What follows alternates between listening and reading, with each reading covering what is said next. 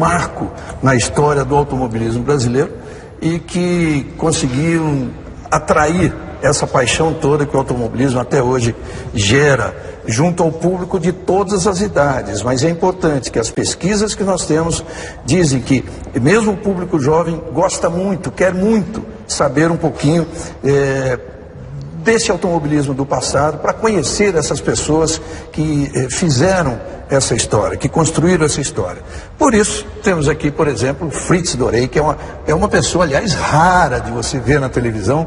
Obrigado por ter aceito esse nosso convite. Eu sei que você não gosta muito de estar aí na mídia, mas é muito importante ter você aqui. E ao lado do Bird Clemente, o Fritz, eu canso de dizer que foi um dos meus primeiros ídolos de juventude, né, acompanhar as corridas do Bird, e é um grande prazer em estar aqui falando com vocês. Aliás, você que vive hoje no Rio, mas que é um paulistano, conforme a nossa apresentação, tem muito a ver com essa região aqui, né? Tem um posto de gasolina aqui que foi seu primeiro negócio, é isso? Tinha 16 anos de idade e um vizinho meu, Caio Kiel, que infelizmente já morreu, nós compramos esse posto aí para pagar. E, aliás, quando vendi o posto, com o dinheiro dele, meu pai, logicamente, não me dava um tostão para correr, né? Com o dinheiro dele, com 17 anos, eu comprei a Ferrari 4,5 litros do Celso Lara Barbeiros. E com ela que eu ganhei os 500 quilômetros de Interlagos. Né? Que interessante. O Bird, vocês são contemporâneos, nasceram com a diferença de um ano aí. Ele é muito mais velho. 3 meses. Mas praticamente não correram juntos, né? Nunca corremos juntos. Não corremos juntos, mas o Fritz foi uma inspiração muito grande na minha vida, porque ele guiava do jeito que eu gostava. Ele era voluntarioso, sabe? Um Gilles Villeneuve brasileiro, um Ron Peterson, aquela agressividade, né? Para guiar um automóvel, aquela voluntariedade, né? E é muito importante para mim, eu estou muito honrado em estar aqui dividindo esse programa com ele, porque o Fritz tem uma tradição muito grande, a família dele. Eu uma vez comprei um Packard 29, perto de Petrópolis, na época que eu tinha meus carros antigos, e era um carro fantástico. Hoje está com o Oswaldinho Borges em Belo Horizonte, um Big Gate, um carrão. E quando eu peguei o documento, estava lá na fatura a assinatura do pai do Fritz. A família dele era os representantes do Packard no Brasil. E assim foi a vida dele. Ele teve uma carreira meteórica.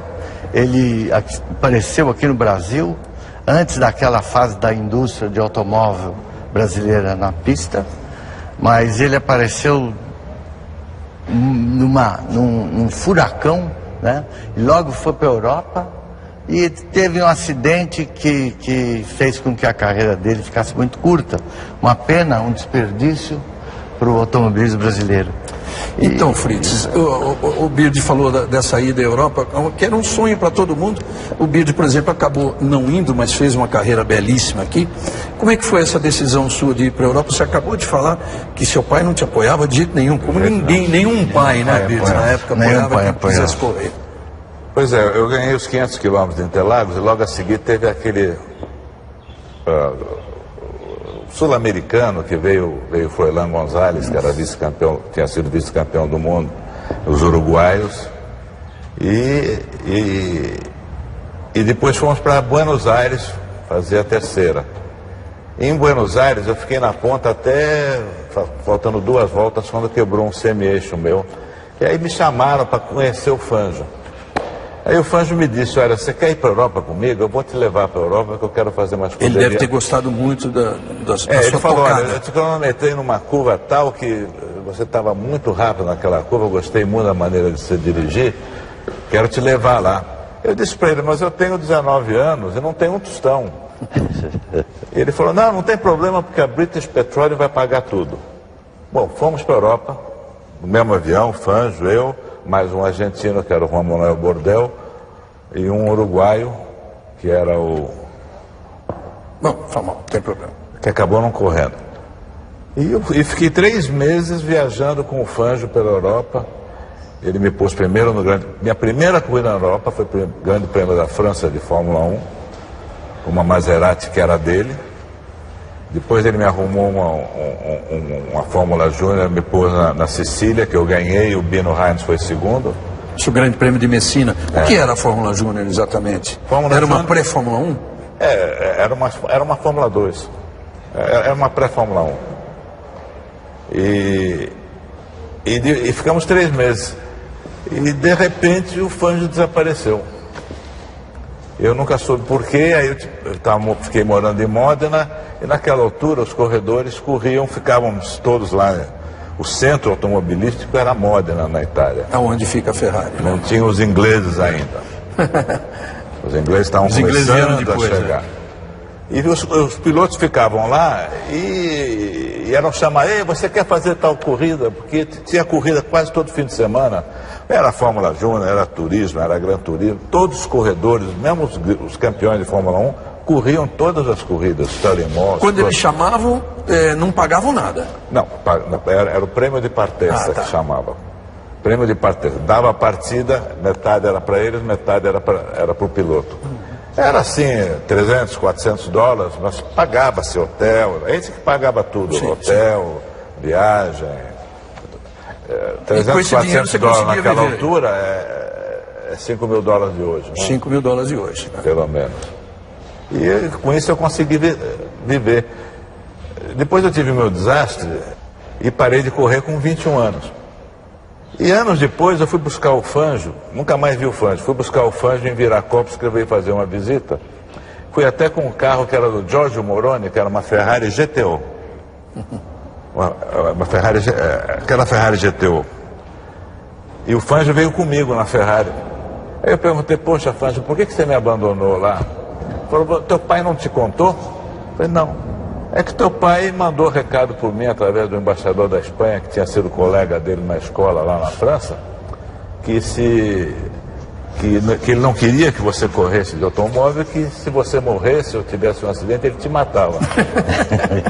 Ele mataria o Fangio. Aí eu cheguei em casa e falei: pai, por que o senhor falou com o Fangio? Falei: sim, senhor, graças a Deus, por causa disso é que você está vivo.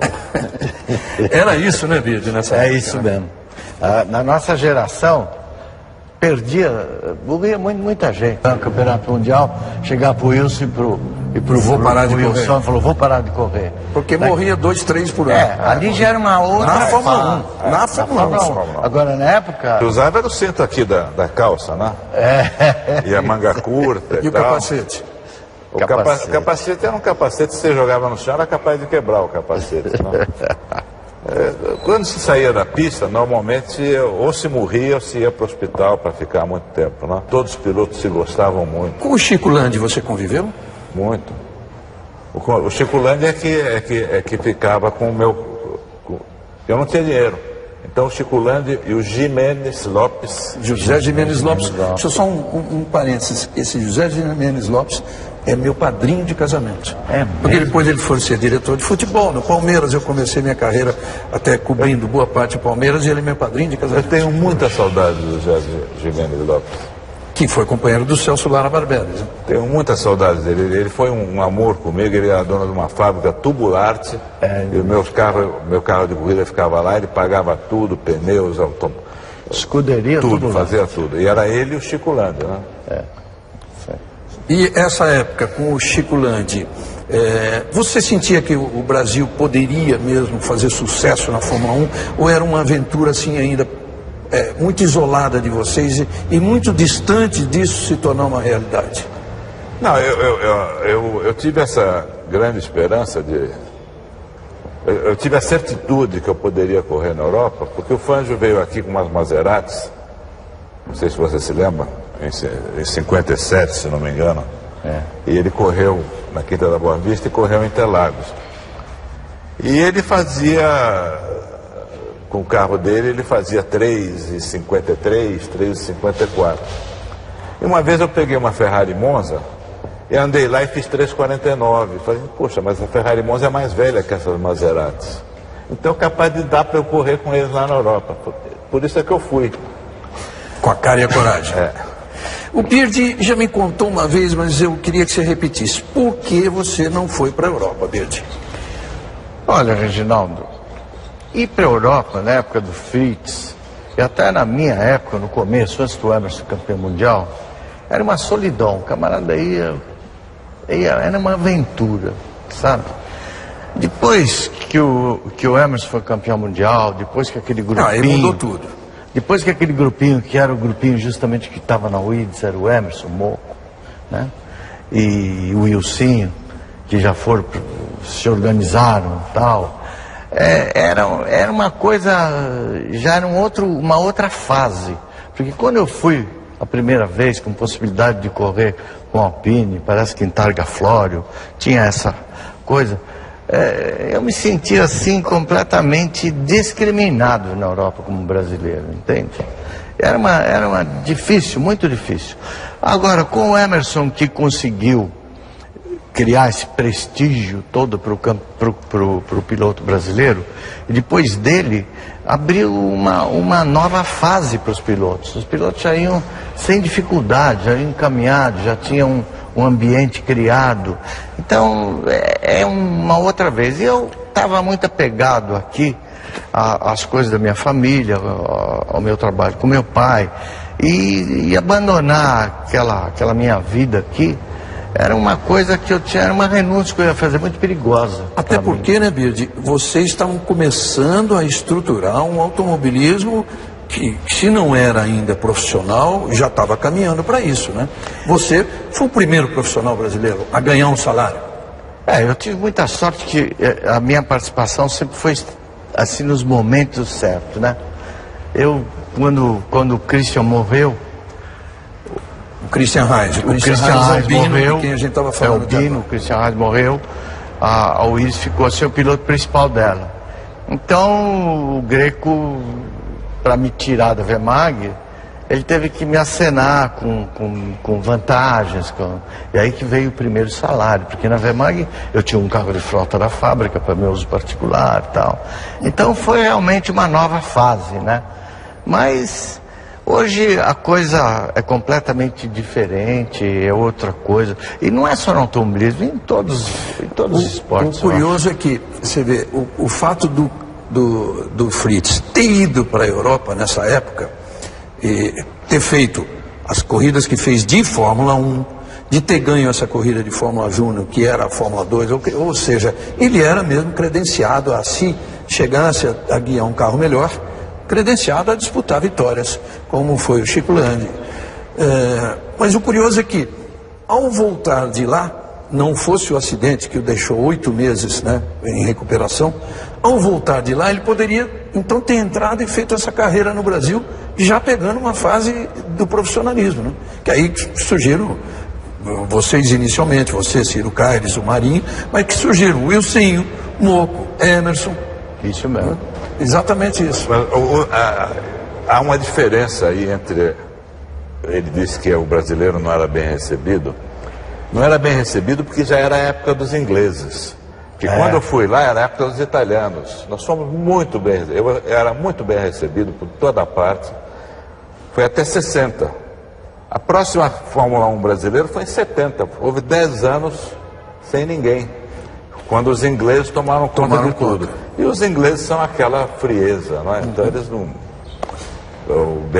O Eccleston, né, que era profissional, não quero nem dizer o que eu penso dele. Não, eu quero que você conte o episódio com ele, que o Wilsinho contou pra gente uma vez. Em 72, o Antônio Carlos Cavone, que era da Globo, me convida para ir assistir o Grande Prêmio da Inglaterra, que o Emerson ganhou com a Lotus. E no primeiro dia nós estávamos no estacionamento, o Wilsinho, o Moco, Carlos Patti, né, o Moco, eu estava com uma máquina fotográfica, pus em cima de um carro que estava do lado. De repente vem um anãozinho ali e joga a minha máquina no chão. Eu fiquei furioso, fui lá, peguei ele no cangote assim. Aí levantou, né? Deve ter levantado aquele tamanho dele. Aí ele falou, it's gonna scratch my car, vai arriscar meu carro. Aí o Wilsinho veio, apartou, falou, não, ele é meu amigo. Aí era o Bernie Eccleston, que era dono da Brabham, no qual o Wilson estava correndo. O Bernie estava dando seus primeiros passos também para se tornar o que ele... O único contato que eu tive com o Bernie até agora foi agarrando o cangote dele. Vamos começar pelo Beard. Como é que você começou a sua carreira, Beard? O que te levou a isso? Isso é uma obsessão de juventude, né? Agora, na nossa época, era uma coisa diferente, porque você só podia guiar um carro legalmente com 18 anos. Pois é, mas sem ver televisão, que não tinha, sem ver... Como é que isso te chamava a atenção? Você está vendo em loco, né? Pois é. E a Mil Milhas, quando o Wilson fez a Mil Milhas no Brasil, a Mil Milhas realmente foi uma prova assim, que mostrou, foi uma vitrine grande para o automobilismo brasileiro, né? Agora, Interlagos é que foi a mãe do automobilismo brasileiro. Se não houvesse Interlagos, acho que infelizmente assassinaram Interlagos. Não sei se vocês estão de acordo, mas para mim assassinaram. Interlagos era a pista mais linda, inclusive o Fangio me disse que era a pista mais linda que ele conhecia. O Beard já escreveu uma crônica sobre o que era pilotar no velho Interlagos. Fantástico. Interlagos é desafiador. Tinha você, por exemplo, chegar numa corrida longa, que já estava todo mundo quente, né? Vinha alguém te perseguindo ali, você ficava esperando a curva 1. Falou, pô, na curva 1 vou me livrar desse cara. Então você fazia a curva 1 de pé embaixo, se arriscava até outro, e dava para fazer alguma coisa, né? Hoje destruído. E esse seu estilo de guiar de lado? Todo mundo fala que foi o primeiro que apareceu aqui. Não, agora tá o seguinte, o nosso carro, ele tinha um motor modesto, e era uma carroceria aerodinâmica, e a gente tinha material à vontade. Isso na época do DKV? Na época da Berlinette. Da Berlinette. Porque andar de lado é a Berlinette, né? E era um carro que ele permitia que você fizesse... O teu limite para guiar era enorme, ele permitia tudo. E você andando de lado com aquele carro, ele não perdia quase tempo. Então, com aquele motor pequeno, com muita aerodinâmica, você tinha que frear em cima. Você não podia nem imaginar que alguém conseguisse te engavetar. Então, eu fui, antes de eu ir para Willis, o Marinho correu com o Chico Landi num Porsche Super 90, contra o Christian Heinz numa Berlinette. Na época que ele foi a última vitória do Christian Interlagos, a última corrida, acho que do Brasil, antes dele morrer. Só lembrando que o Christian morreu em Le Mans. Em Le Mans. Uma participação nas 24 horas de Le Mans. E ele era o piloto da Willis, principal, e ele participava que montou o departamento de competição. Ele morrendo uma lacuna, né? E o Marinho correu com o Chico contra o Christian de Berlinette. E foi uma coisa interessante, porque o Marinho terminou aquela corrida, eu corri com o Celso, com o Gallucci numa Lancia e numa Ferrari, né? E o Marinho com o Chico Landi no Porsche. E com autorização do Jorge Leto, que nós tínhamos um compromisso com a Vemag. E terminaram a corrida, eu cheguei pro Marinho, e Marinho, como é que é? Ele falou, o Chico guia é uma barbaridade, nós não sabemos nada. Não sei o quê. Chega na ferradura, você vê a cara dele no teu espelho retrovisor, a hora que estiver bem embutido na tua traseira, você dá uma levantadinha de pé sem ele perceber. Você faz ele levantar o pé. Nós vamos pegar a subida do lago, a reta oposta, o sol, é torque puro. Você abre um boqueirão dele.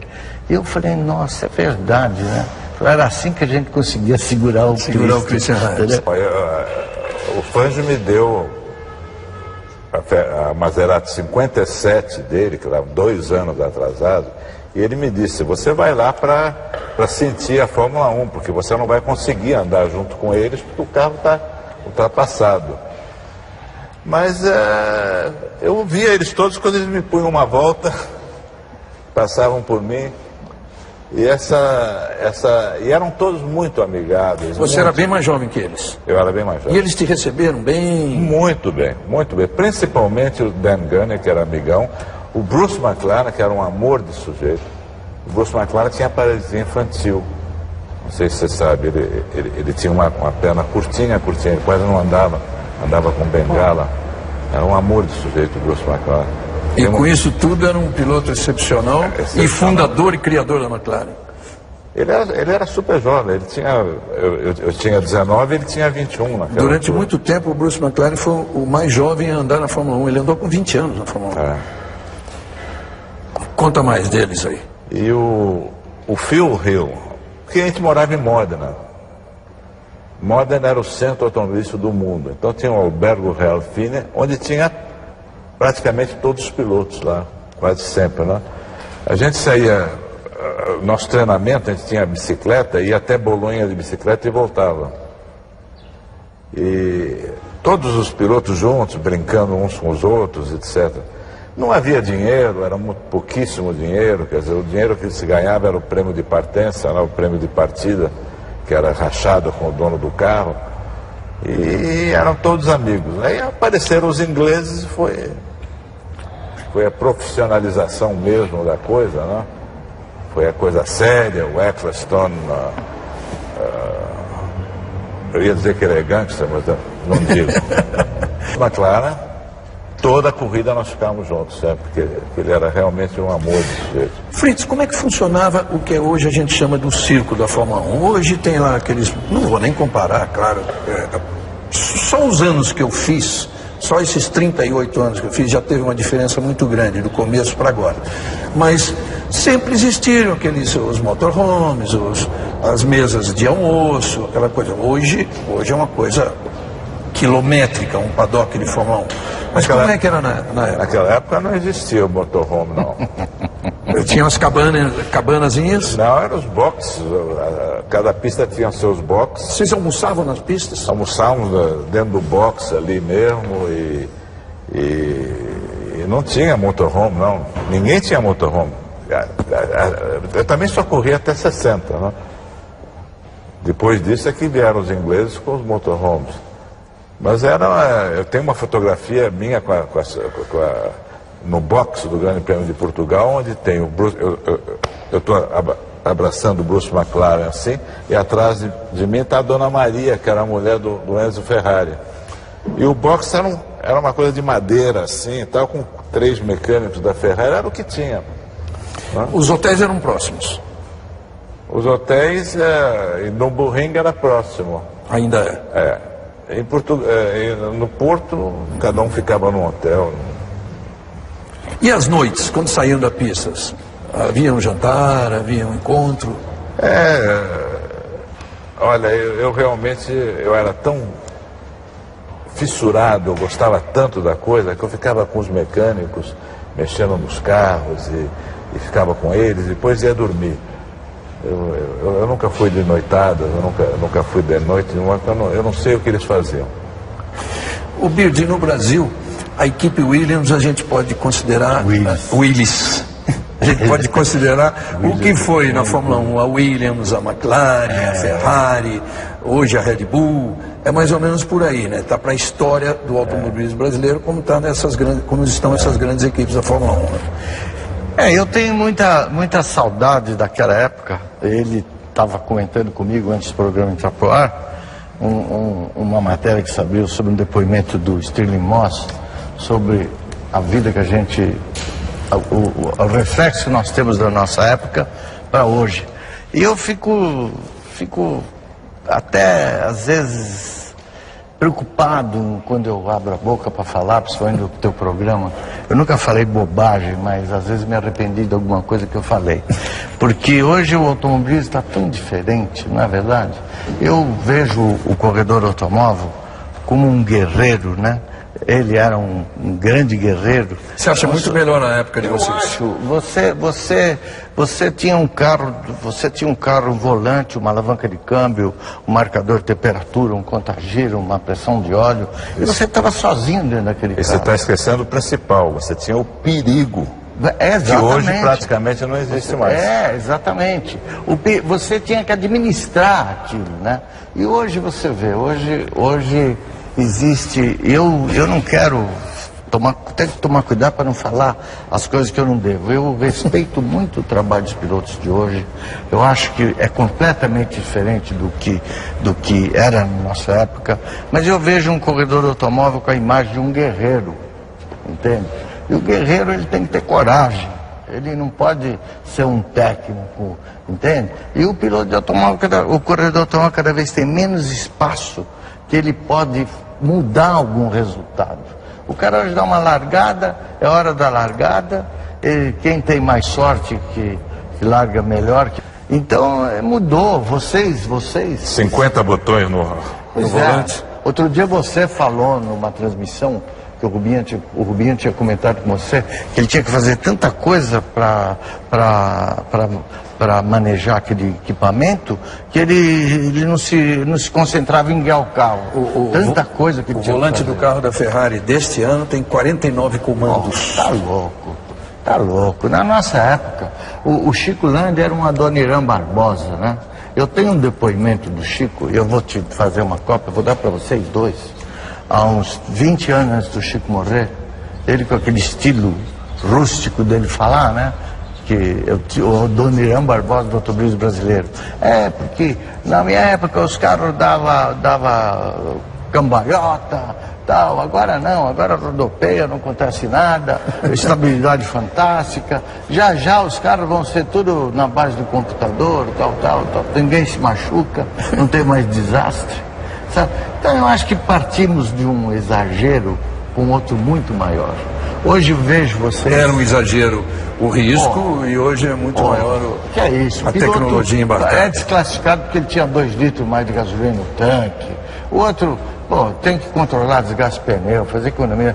Não tem nada disso. O cara tinha que soltar o sujeito E tinha muita trapaça, como recentemente lendo o livro do Bernie Eccleston, você vê a quantidade de trapaças que eu, acompanhando ali de perto, não conhecia. Os anos 60 eu não conhecia, mas os anos 70 e 80 tinha trapaças que os jornalistas não sabiam. Não é só aquela coisa de burlar o regulamento inteligentemente, como várias vezes fez o Colin Chapman, mas eram trapaças mesmo. O ventilador, que na verdade não era para resfriar, era para sugar, os líquidos que eram substituídos ao final da corrida. Hoje, com a averiguação técnica, é muito mais difícil. Mas deve haver, né? Reginaldo. Mas é a regulamentação da coisa, né? Porque na minha época não havia essa regulamentação toda. Aí os ingleses vieram e fizeram o que o Obama está fazendo nos Estados Unidos, regulamentando tudo, né? Engessando todo mundo. Você sabe por que o Stanley Moss nunca correu de Ferrari, não? Não. Porque em 1951 a Ferrari contratou-o para correr em Bari. Ele pegou o carro e atravessou a Itália inteira, chegou em Bari, viu o carro, entrou dentro do carro, veio o mecânico e falou: quem é você? Ele falou: não, eu sou o Moss, eu vim correr. Ele falou: não, esse carro é do Taruffi. A Ferrari esqueceu de avisá-lo. Ele ficou com raiva, nunca mais correu pela Ferrari. Então, quer dizer, essas coisas hoje em dia com os ingleses não acontece mais, né? Ô Fritz, por que se fala que você é o segundo brasileiro a pilotar o Fórmula 1 depois do Chico Landi, sendo que a história conta com o Gino Bianco, né, e com o Nando da Silva Ramos? Tudo bem, a gente sabe que o Gino nasceu na Itália e que o Nando nasceu em Paris, na França. Mas eles foram inscritos como pilotos brasileiros também? Que eu saiba, eu não sei, porque isso foi antes da minha época, entende? Eu conheci o Nano, ele é um francês, passaporte francês. E conheci o Gino Bianco, porque ele tinha uma garagem lá no posto 6, em Copacabana, e ele era um italiano, um passaporte italiano. Agora, o Chico Landi parece que levou o Gino Bianco uma vez lá, que fizeram uma corrida em Monza como brasileiro. E aí passou a ser brasileiro? Aí, acho eu que foi isso que aconteceu, porque que eu saiba, ele era italiano e o Nano era francês. O Nano é o Hernando da Silva Ramos, que é o apelido Nano. Mas eles estão registrados, enfim, na história como brasileiros. Mas eram só vocês, digamos assim, vocês 4, os pioneiros lá daqueles anos de praticamente início de uma Fórmula 1, principalmente o Chico Landi, que chegou a correr até antes de existir a Fórmula 1. Ele ganhou uma corrida em Bari em 49. Mas foi essa... Quando não existia o Campeonato Mundial. 49, foi nesse Bari que os teimosos iam correr e esqueceram dele. Eu queria saber de vocês, vamos lá, Fritz, o ponto alto da carreira de vocês e o mais difícil que você tenha passado. Bom, meu ponto alto foi quando o Fangio me chamou em Buenos Aires, que eu não conhecia, e me elogiou e me disse que queria me levar para a Europa. Com 18 dias em coma, 12 operações plásticas, e esse foi o ponto mais difícil.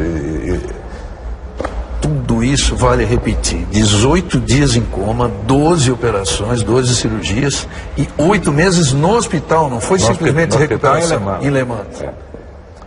E a Ferrari foi quem pagou tudo. Eu estava apavorado como é que ia ser. Como foi esse acidente?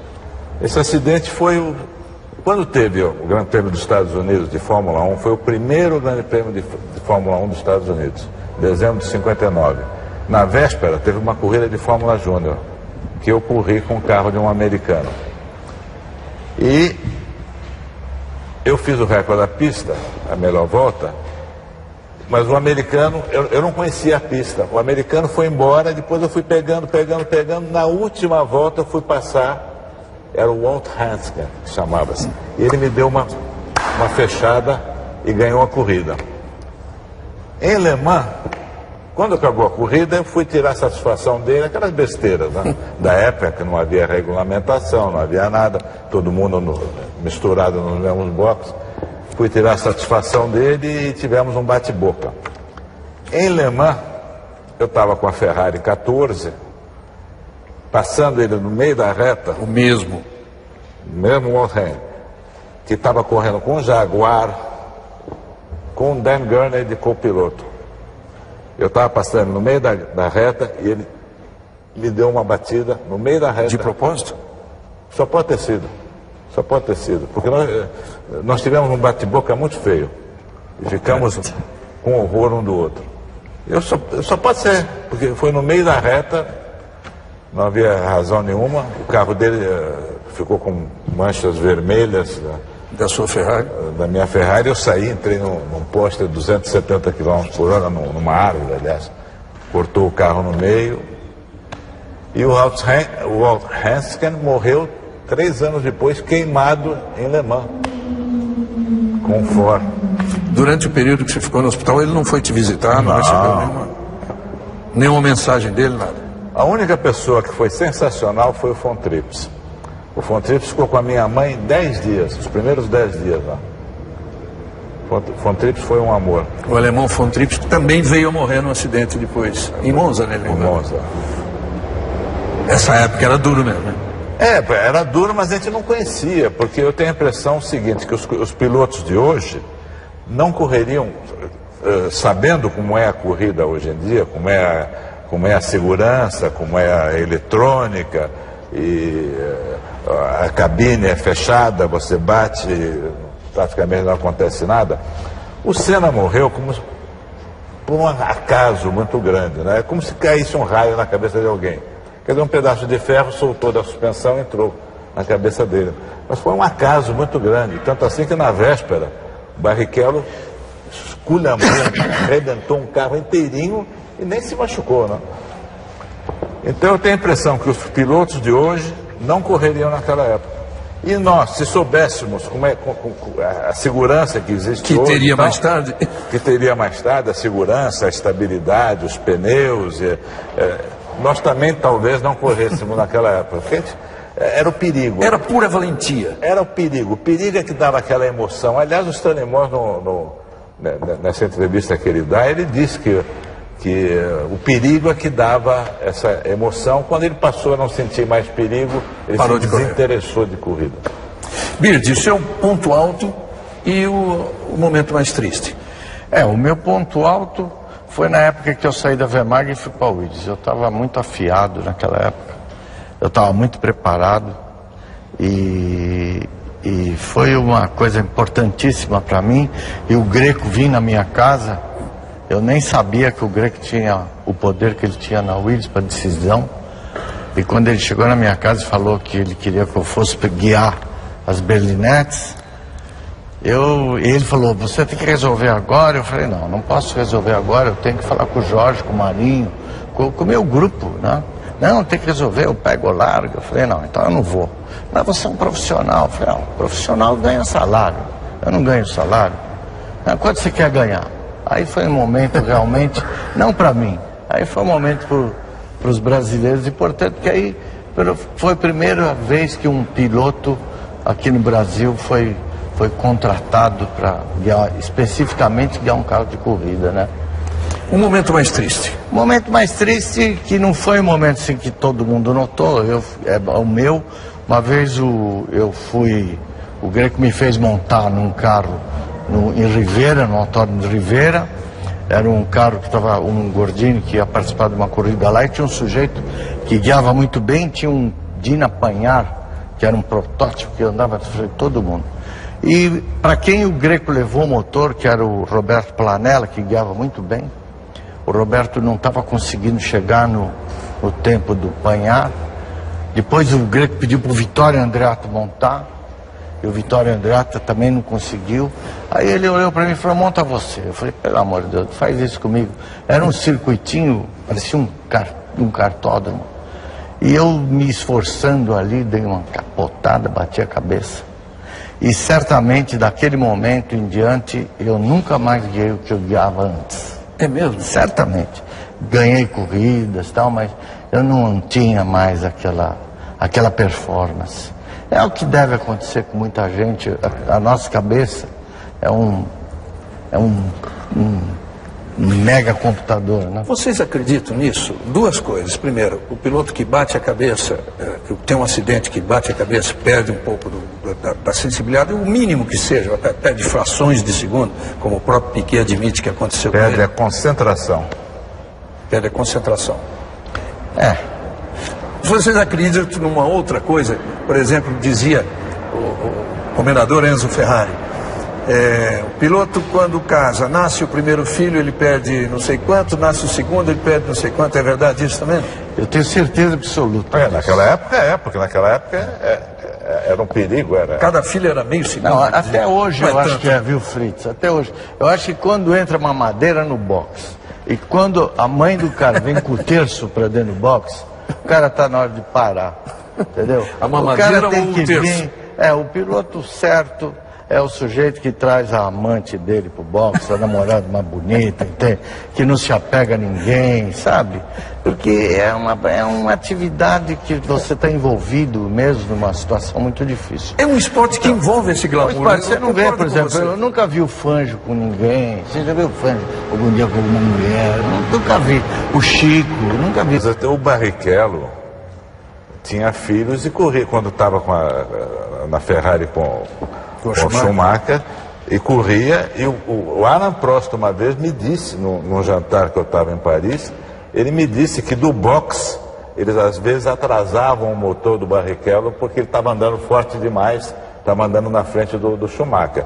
Então o Barrichello estava andando muito. Tá aí uma revelação. Esse é o linha de chegada. Mas é assim mesmo, né? Isso existe ainda? Você acha que existe? Eu tenho certeza, pô. Não é que existe, Ginaldo. A fábrica faz um investimento em tudo aquilo, né? Os patrocinadores também. Aquilo, até certo ponto, aquilo é um teatro, né? Até certo ponto, tá certo? Você sabe, você trabalha nessa área. Dinheiro, na tua visão, você tem que interpretar, você que lê isso aí, tá certo? Então é evidente, você tem 3 restaurantes, você tem um cozinheiro melhor dos 3, você tem um maître melhor. Não é todo mundo igual. Café é tão fácil de fazer. A Fórmula 1, né? Vamos contar a partir de 1950, que foi quando ela foi criada, que eu conheço através de livros. Vocês conheceram isso. Quais são os grandes? Vamos lá. Bird, para você, o Fangio foi o primeiro grande? Sem dúvida. Juan Manuel Fangio. Foi sem dúvida. Na época dele, vamos lá. Mas é o tal negócio, né? O Stirling Moss, ele foi um piloto que ele foi uma referência para a história, porque ele criou um estilo de guiar, ele era elegante para guiar, ele foi dizia o meu amigo Jorge Lete, que era muito mais observador que eu, que ele foi o primeiro piloto a botar, a acertar um pouco mais longe do volante, que é para ele, porque tinha aquela teoria do camarada guiar em cima do volante. Quer dizer, ele é um sujeito que, ele era elegante para guiar. Então você quer dizer que... Ele nunca conseguiu ganhar um campeonato. Você quer dizer que a história é ingrata com quem, por exemplo, foi 5 vezes vice e com quem foi 5 vezes campeão. Outro dia eu vi um de vocês na Globo, eu falei, pô, um de vocês falou o seguinte, falta para ele a sorte do campeão. Faltou para o Sterling Moss a sorte do campeão. Foi, exatamente. Só isso. Agora, a última declaração do Sterling Moss, a última entrevista que eu li dele, ele disse que o Fangio era melhor que ele em Fórmula 1. E ele era melhor em carros de esportes. Aí perguntaram para ele, mas por que você fala isso? Aí ele falou, porque o Fangio me disse que ele gostava de ver as rodas na Fórmula 1. E eu ficava vendo, Sterling Moss, ficava vendo 100 metros lá adiante, não importava de rodas, ou se fosse carro esporte ou roda, porque naquela época corria-se todos os carros, né? Tanto o Fangio como o Sterling Moss tinha corrida quase todo fim de semana com carros diferentes. Eu me lembro já dos anos 60 do Jim Clark ter feito um grande prêmio da Inglaterra em que ele correu 4 preliminares e a Fórmula 1, ele correu 5 vezes no dia. Então você vê. E falando em sorte, você vê, o Rubinho é um sujeito que ele tem tudo, ele só não tem a sorte do campeão. O Jim Clark está nessa relação de vocês como um dos melhores? O Jim Clark foi um destaque na época, né? Porque os pilotos são destaque, né? O Ayrton Senna pode ser comparado com uma porção de gente, mas ele foi um destaque. O Jim Clark foi um destaque da época dele. O Emerson Fittipaldi está nessa relação? Olha, o Reginaldo, o Emerson, eu conheço o Emerson... Com certeza. Desde moleque. E o Emerson sempre foi muito disciplinado. E o Emerson, ele sempre foi o que o Wilsinho, acontecia com o Wilsinho, era o contrário do Emerson. O Wilson era impetuoso, o Wilson era muito mais agressivo para guiar um carro, mais corajoso que o Emerson. O pai dele fala isso. Com o Wilson acontecia esse caso do carro esporte e do Fórmula 1. O Wilson era muito mais um carro esporte, um carro grande, pesado. Era muito mais, talvez mais arrojado, mais atrevido como piloto. E o Emerson, aquela sensibilidade maior. O Emerson fala um pouquinho você todos. Eu acho que o Emerson foi um dos pilotos mais inteligentes da Fórmula 1. O Emerson é muito inteligente, ele conduzia a sua corrida com uma inteligência superior aos outros. Nesse nível de inteligência a gente coloca o Piquet, né? Mas o Piquet é um estilo diferente. É um estilo bem diferente, né? O Piquet é bem mais impetuoso. Mais impetuoso. Um temperamento diferente. Então vamos lá, completando. Posso completar com Senna, Schumacher e Sebastian Vettel, talvez? Ou ainda não, ainda é cedo? Não, o Sebastian Vettel é o melhor de todos hoje em dia, nem há dúvida. Mas... Hoje é videogame, não é mais a mesma coisa, né? Você fazer uma corrida de automóvel onde não existe risco praticamente, o piloto controla aquele, como você mesmo disse, o volante da Ferrari tem 49 botões, né? Então, comandos. Comando. Nem sempre botão, às vezes uma tramelinha, um botão que você vira para cá, vira para lá, mas enfim, no mesmo botão são comandos diferentes. Agora, eu vivi por muito tempo na Europa e todos achavam que o Fangio era, apesar de ser mais velho, era o melhor corredor, porque ele tinha um controle ele não teve nenhum acidente. Ele tinha um controle do automóvel e era rapidíssimo. O Sterling Moss, para acompanhá-lo no tempo da Mercedes, está na entrevista dele, ele precisava arriscar muito para acompanhar o Sterling Moss, o Fangio. E o Fangio foi realmente o melhor de todos, nem há dúvida. Gente, eu queria dizer no encerramento desse programa que o melhor dessa minha profissão é exatamente poder desfrutar de momentos como estes, né?